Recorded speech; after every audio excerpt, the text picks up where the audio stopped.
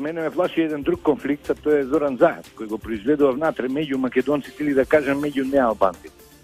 Бидејќи тука се и останатите малцинства, каде што со неговите несмасни, а јас тврдам дека се злонамерни и во проектот на Бели испроецирани изјави, една во Белград, друга во Софија, и стихора един народ и Вучич е оваков, Вучич е таков, при тоа не посочувајќи уште требаше да им посочи кој треба да им биде премиер на Србија.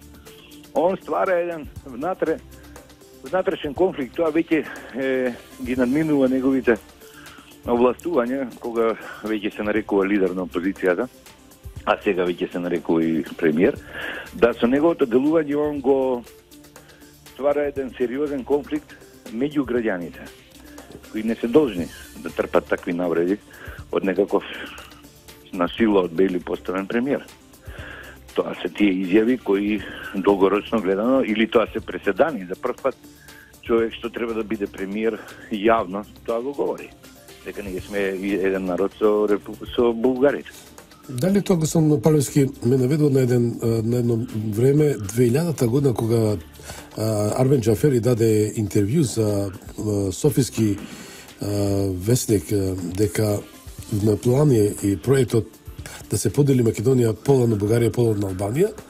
И мајче факт тука имаме тиранска платформа, од друга страна кокетира Заев или навигнува на бугарите и вели ние сме еден народ значи нема потреба тука што да се секирате, еве ви е таа другата половина и завршена работа, а од друга ситуација српскиот официјален Белград веќе вчера испрати нон-пейпер до Брисел да покри иницијатива веќе да околу неговите начин на артикулирање и на политичко, така речем по наводници, делување, дека може да создаде голем метеж на Балканот.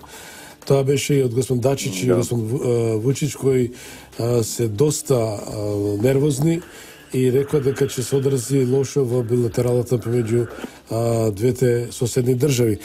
Конечно, дали зајавија Турка државата во политичка и правна криза? Во моментов ствара неалбански внатрешен конфликт во кај останатите граѓани. Значи неалбанци, и тоа е поларизирање прво на општеството. Токму човекот кој се фали дека сака едно општество, заедници и така натаму. Он е да фигура во проектот на Бели, а тоа е стварање конфликт на територија на Република Македонија. Точно предвидуваат македонската емоција, македонското незадоволство и точно наизменично некогаш албанските негови партнери, шибицариве некогаш, он лично ги ствараат тие конфликти. Едниот е македонско-албански конфликт, она што се случуваше со Талат и изборот негов во парламентот. И веднаш потоа приде кон внатре македонско навредување или провоцирање со неговите изјави. Арбен Џафери е покоен политичар, он за разлика од овие шибицари денеска, он гледаше долгорочно.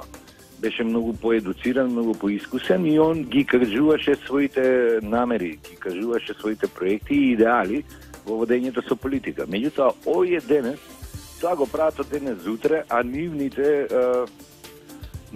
навреди со таква брутална и глупава политика се многу посилни него она што биле соновите на Арбен Џафери пред 15 години. Така да Арбен Џафери беше поединец кој бараше за собствената припадност, значи за ентитетот албанците во Македонија. А ова денес кај што гледаме е сериозен проект кој е толку многу динамичен да веќе човек на дневна основа мора да запишува која што од будаливе се изјавил. Мислам на политичари. Господин Павлевски, каква е ситуацијата внатре во СДСМ? Вие сте еден од ветераните, од изречам од втората генерација на основачите.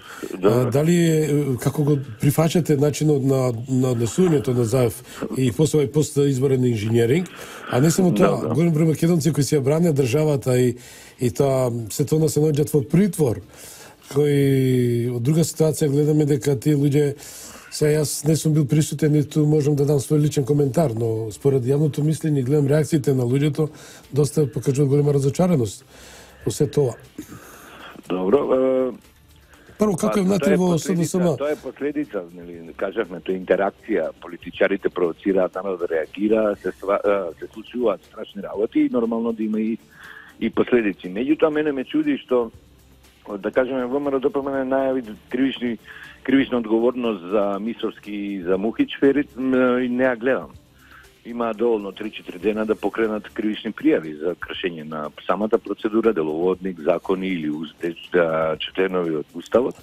Не покренува уставна иницијатива, што мене само ме потврдува во намерите дека ова е таков инженеринг на господинот Бели, да не докажам уште нешто, што многу често го користам на Facebook, бидејќи сепак ова е етер, заради пристојност, што евидентно е. И тоа прави дополнителен хаос, не само што сме навредени, омаловажени како македонци, како еден народ со Българија, или како она што го говореше господинот Села во предизборниот, па дури и постизборниот, дополнително, значи не само што не навредуваат со нивната политика, туку и постапките, кои подоцна санкциите кои се случуваат се уште пожестоки. Затоа велам на почетокот кажав, движењето за заедничка Македонија не е важно во неговите пораки, колку што е важно што е една платформа, еден генератор кој не дозволува македонецот да падне во политичка апатија, во малодушност. Вие потврдивте кој бевте во кабина во емисијата. За Социјалдемократски сојуз не одговорив, тамо немој да очекувате никаков капацитет демократски, тоа неколку пати сум говорил. Тамо не може да се најде ниту критична маса било каква, ниту поединец кој би се спротивставил на ваквите несериозни, незрели политики на Зоран Заев. Толку е страв? Не се работи за страв. Прво, тамо тоа е претворено од политичка партија во невладин сектор. Тамо никакви политики не може да дадат резултати на теренот. Они скоро 100.000 евра, 70.000 албанци и 34.000 гласови кои од 90-та навака во компјутерот на ТИК, каде што се чистеше списокот, воопшто никогаш не излегле на гласање. И истите тие 34.000 граѓани на оваа држава на 11 декември сите до последен гласале и сите се за СДСМ нормално. Така да тие 34.000 македонски гласови кои се буквално убацени во корист на Зоран Заев или на неговата коалиција, воопшто до сега не беа тема. А тоа се случи кога фирмата која го чистеше списокот, тоа нели беа странци, они ги открија тие 30. При чистење на списокот ги открија тие 34.000 македонски граѓани кои никогаш не гласале од 90-та до денес. На 11 декември сите тие гласаа. Во наводници. Тоа воопшто не беше тема. Така да и со тие 100.000 ВМРО ДПМН извојува победа 51-49. Значи, тоа е Социјалдемократски сојуз, една невладина организација со која Џорџ Сорос и господинот Бейли раководат, а гледаме, претходно кажав, произведуваат, генерираат сериозна количина на народен гнев, што ми е криво, нема кој да ја исканализира. Како го гледате излезот од оваа ситуација? Излезот, јас сум кажал неколку пати, и оставка на двата лидери.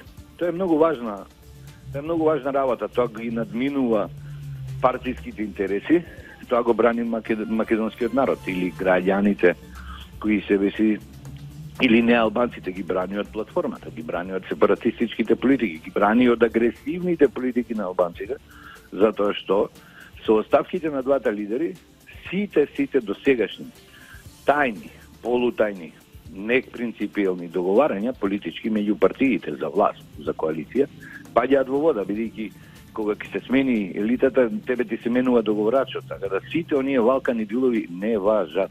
Со новите лидери почнува и нова политика во Република Македонија.